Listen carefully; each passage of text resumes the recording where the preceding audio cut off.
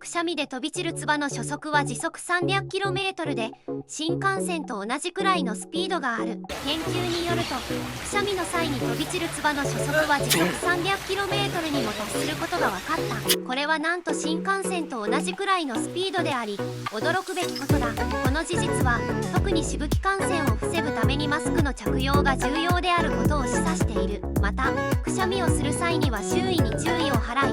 他人に影響を与えないように気をつけることが大切である。これらの研究結果を踏まえ、ウイルスの拡散を防ぐために個人の衛生習慣やマナーが重要であることを再認識する必要がある。